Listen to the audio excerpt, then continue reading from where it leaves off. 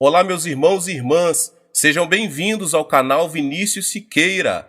E se você ainda não é inscrito aqui no canal, se inscreva aqui no canal e não esqueça de ativar o sininho das notificações.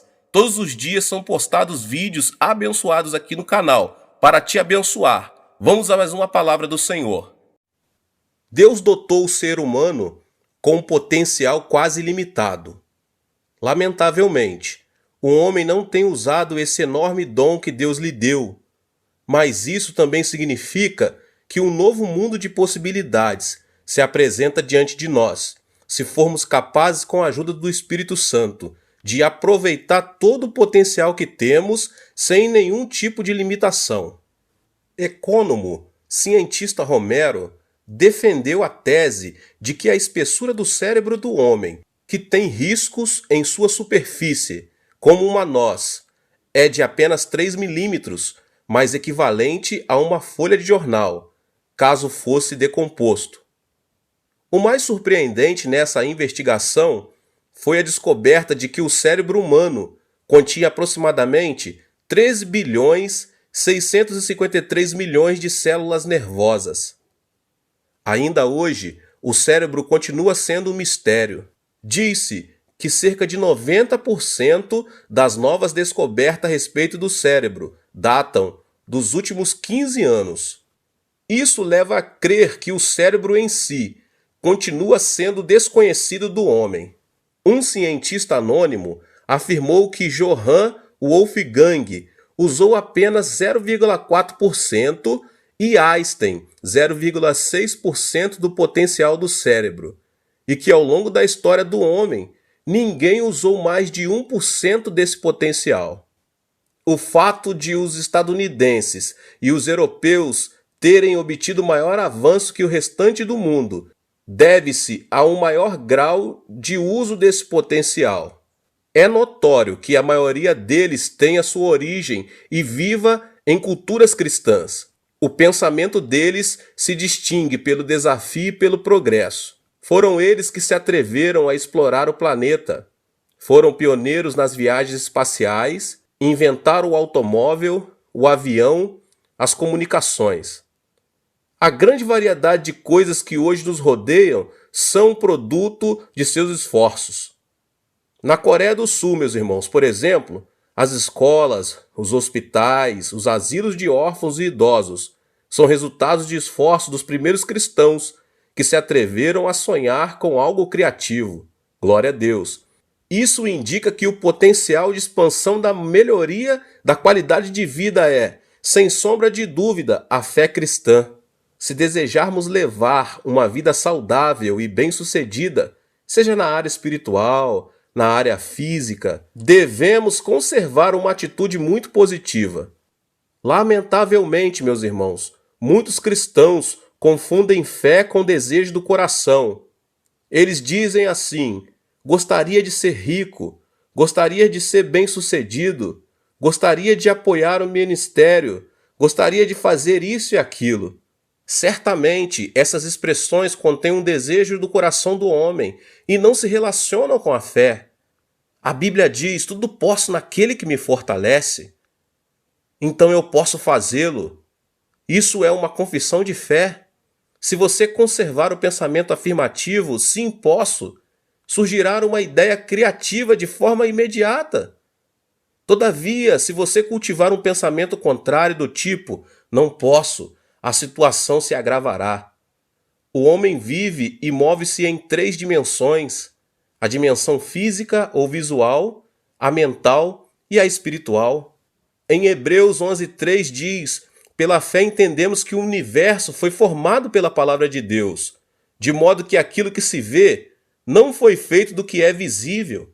Meus irmãos e irmãs, quando o espírito do homem, que se encontra na dimensão espiritual, confessa: sim, posso, o Espírito Santo é quem o ajuda por meio de novas ideias e inspirações. No entanto, se nosso espírito declara de forma contrária, as portas da dimensão espiritual se fecham, meus irmãos, deixando-nos sem acesso aos recursos divinos. Eu vou agora ensinar para vocês 4 passos de fé para viver o seu potencial. O passo número 1 é que você pense no êxito. Pessoalmente, nunca deixei de orar e sonhar com a evangelização do meu país e do mundo. Sempre pensei que podia conseguir esse objetivo. Por isso, estamos difundindo em nossa igreja, neste momento, o Evangelho de Jesus Cristo por meio de uma página na internet, lançada não há muito tempo. Temos também um projeto com uma meta de 10 anos, que consiste em plantar, no mínimo, 500 igrejas autônomas na Coreia do Sul. Muitos se disseram que isso seria impossível, meus irmãos.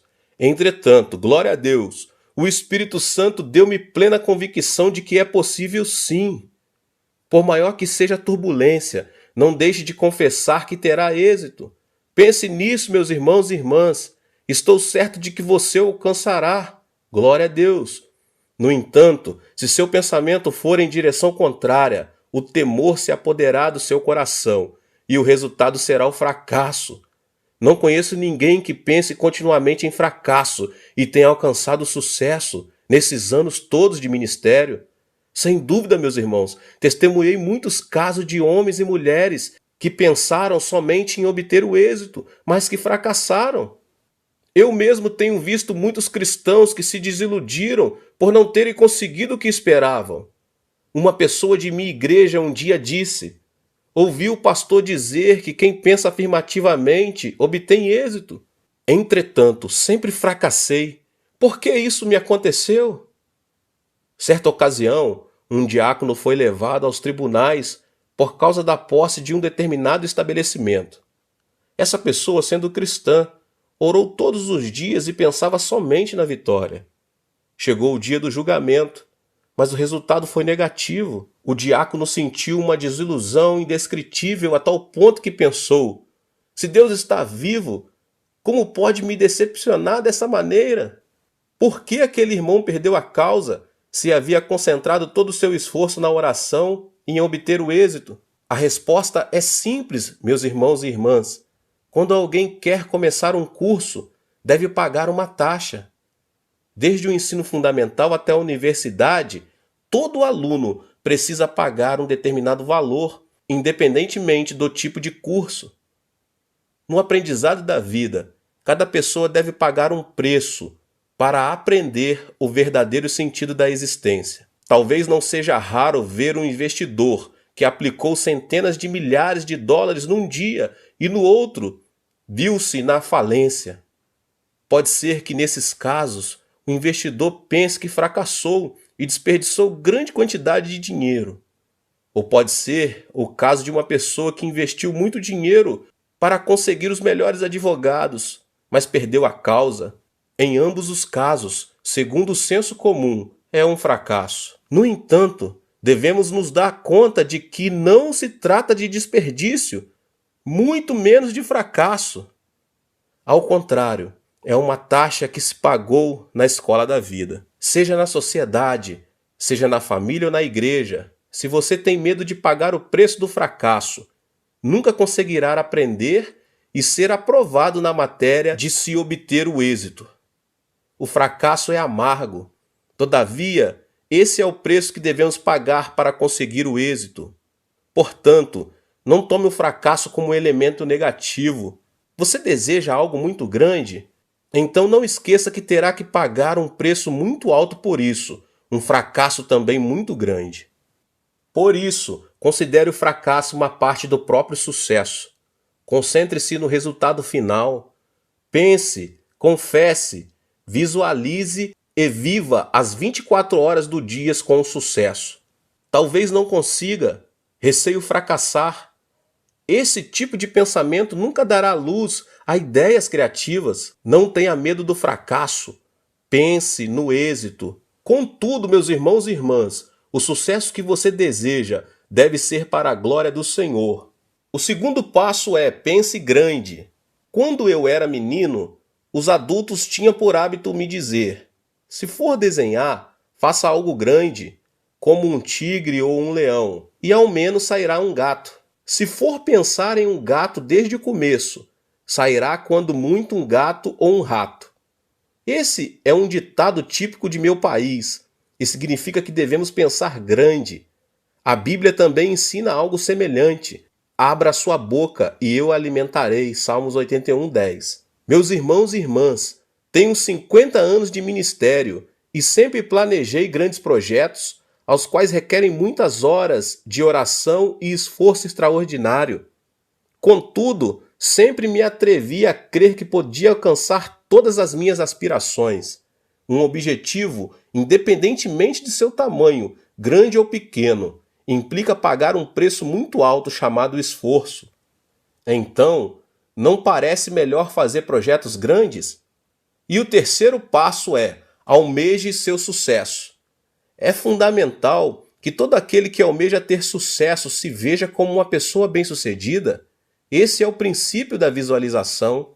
Não somente o crente em Cristo, como qualquer indivíduo conseguirá sucesso se fizer uso desse princípio. A pessoa de êxito veste-se como tal. Com isso, meus irmãos e irmãs, não quero dizer que você tem de vestir roupa cara. Quero sim dizer que você deve vestir-se decentemente, com roupa limpa e elegante. A maneira de andar, de falar, de agir deve ser a de uma pessoa bem-sucedida. Você deve ter uma autoimagem positiva. Pedro escreveu o seguinte, meus irmãos e irmãs: vocês, porém, são raça eleita, sacerdócio real, nação santa, povo exclusivo de Deus. A pessoa muito rica é aquela que se viu a si mesma com muitas posses. O homem de negócios que tem lucro é aquele que viu sua empresa crescer. O cristão que obteve êxito é aquele que viu a si mesmo crescer espiritualmente. A pessoa de virtude é aquela que creu e ganhou a aceitação por parte das pessoas.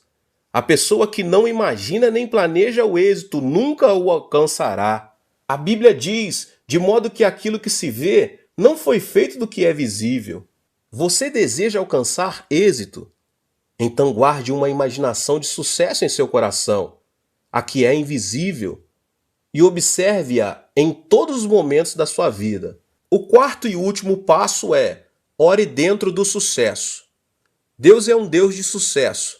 Nunca conheceu o fracasso. Deus é um Deus próspero. Nunca conheceu a pobreza. Deus é luz. Nunca habitou na escuridão. Deus é um Deus saudável. Nunca conheceu a enfermidade.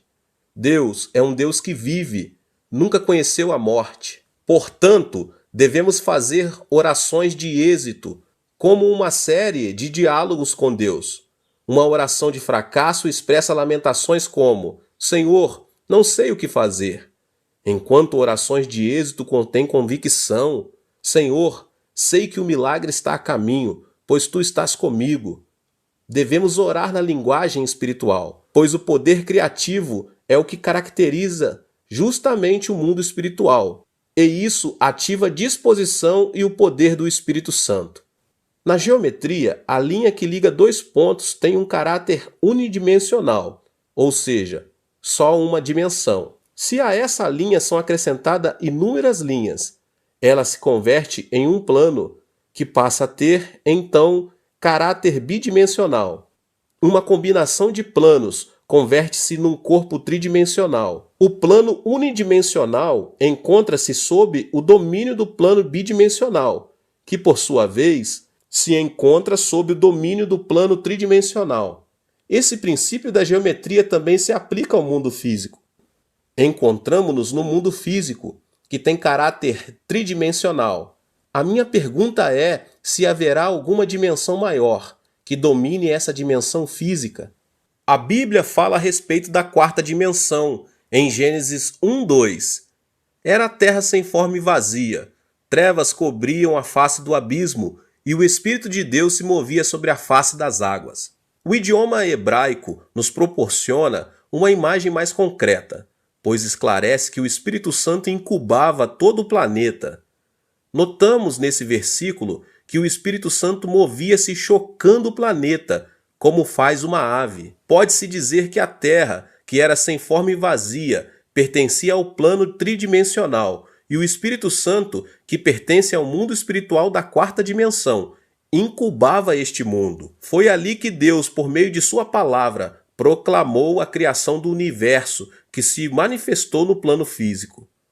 Por esse motivo, devemos orar no plano da quarta dimensão. Deus, peço-te que tua compaixão esteja sobre esta pessoa enferma.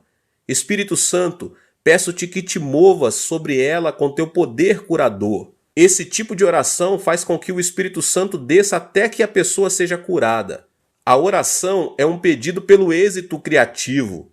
Por meio da quarta dimensão, que se encontra sob a soberania do Espírito Santo, devemos primeiramente incubar a realidade, até que ela resplandeça.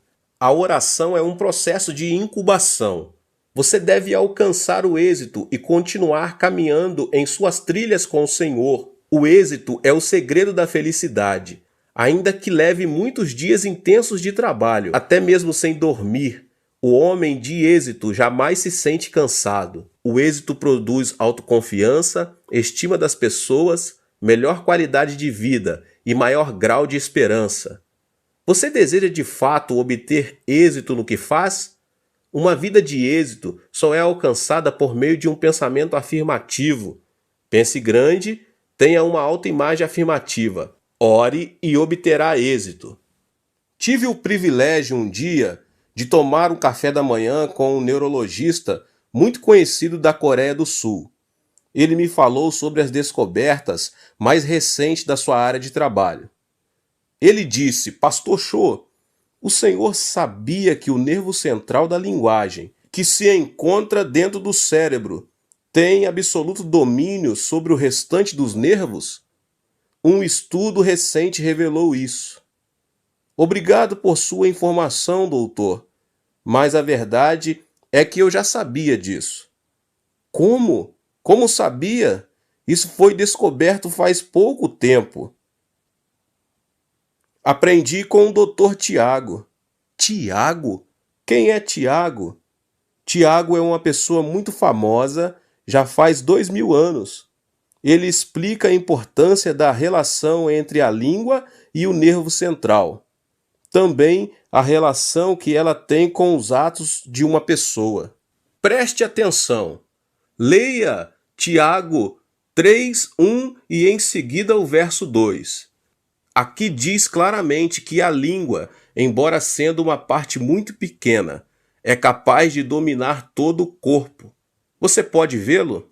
Ao escutar minhas palavras, o neurologista começou a explicar seus conhecimentos, que sem dúvida coincidiam com as palavras de Tiago, e continuou comentando, muito animado. Se uma pessoa diz, sinto-me fraco, todos os nervos captarão a mensagem e dirão entre si, vamos nos preparar para sermos fracos. O nervo central nos manda sentir-nos fracos, e o resultado de tudo isso, do ponto de vista físico, será a falta de resistência. Se uma pessoa diz, é verdade, sou um inútil, creio que não conseguirei fazer este trabalho, todos os nervos, ao receber essa mensagem, reagirão de acordo com as palavras pronunciadas. É verdade, o nervo central nos diz que somos inúteis. Temos de limitar o uso do nosso potencial. Temos de nos preparar para sermos verdadeiros inúteis. Se uma pessoa diz, envelheci demais, sinto-me cansado e incapaz de fazer alguma coisa a esta altura da minha vida, o nervo central não tardará em enviar uma mensagem ao restante dos nervos, que reagirão dizendo, é verdade, envelhecemos demais, estamos prontos para morrer. Vamos nos preparar para nos deteriorar. E caso continue pronunciando essas palavras, não tardará em morrer. Portanto, nunca devemos perder o entusiasmo. Se perdermos, sairão de nossa boca palavras muito negativas, tais como, estou perdido, não sei que sentido tem a vida, e os nervos reagirão em relação a essa mensagem. Atuarão de forma muito passiva, o que prejudicará grandemente a nossa saúde e não demorará a morrermos em idade muito prematura. Ele finalizou dizendo que o nervo central da linguagem tem poder sobre todo o corpo e que, portanto, qualquer pessoa é capaz de controlar o próprio corpo por meio das palavras. Concordei com o especialista, embora não totalmente. A declaração de palavras afirmativas é a base do sucesso. Tiago 3,2 afirma que quem consegue controlar a língua também o fará com relação a todo o corpo. Deixe de dizer que você é pobre. Caso contrário, todo o ambiente se tornará negativo e a pobreza chegará a você, a ponto de você sentir-se mais cômodo na pobreza do que na prosperidade, levando-o a pensar e desejar a pobreza. No entanto, se você declara que é uma pessoa talentosa e bem-sucedida, seu espírito, sua alma, seu corpo reagirão ao receber essa mensagem e conseguirão, dessa forma, obter o êxito. Nós, os coreanos, temos a tendência de dizer: morro disto, morro daquilo, morro de calor, morro de fome, morro de prazer, morro de medo. Quem sabe esse tipo de expressão foi a causa principal da miséria e da guerra contínua em nosso país por mais de 5.000 anos. É tempo de renunciar às palavras negativas. Você deve habituar-se às declarações positivas. Deseja ser revigorado? Então, primeiramente faça-o com seu vocabulário. Renove sua forma de falar. Se você se nega em mudar o seu vocabulário, nunca poderá experimentar a renovação. Você deseja que os seus filhos sejam transformados? Se deseja, ensine-lhes primeiro a usar uma linguagem positiva. Jovens que se caracterizam pela falta de responsabilidade e respeito deverão primeiro aprender a falar uma nova linguagem. Como podemos adquirir e aprender essa linguagem? Minha resposta é a Bíblia, a palavra de Deus. Devemos permitir que o Espírito Santo trabalhe com liberdade em nossa personalidade, pois o Espírito de Deus oferece-nos as palavras mais apropriadas no momento adequado, na hora certa, no momento certo. Leia e medite na palavra de Deus. Faça isso de Gênesis a Apocalipse todos os dias. Gaste tempo, invista o seu tempo na palavra de Deus. Deixe que a linguagem bíblica domine sua mente. Expresse palavras de fé. Declare palavras de êxito, de criatividade, de produtividade, de vitória. Você pode declarar salmos no seu dia a dia. Você pode declarar os provérbios. Você sabe que provérbios são 31 capítulos e você pode recitar os versículos diários, começando pelo dia 1º de cada mês, e você pode seguir até o dia 31. Caso o mês tenha 30 dias, você pode ler no dia 30 os capítulos 30 e 31. Porque dessa forma você aprenderá o segredo da vitória em nome de Jesus. Esse é o segredo da vitória, falar a linguagem bíblica. Meus irmãos, que Deus abençoe a vida de cada um. Você que chegou aqui no canal, talvez pela primeira vez, ou talvez você já tenha acompanhado o canal e ainda não se inscreveu aqui no canal. Inscreva aqui no canal, ative o sininho das notificações. Todos os dias, às 16, 18 e 20, são postados aqui vídeos abençoados, palavras maravilhosas para abençoar você e sua família. Deixe também o seu like. Não se esqueça de compartilhar também para as pessoas que você mais ama. Compartilhe nas suas redes sociais. Deus abençoe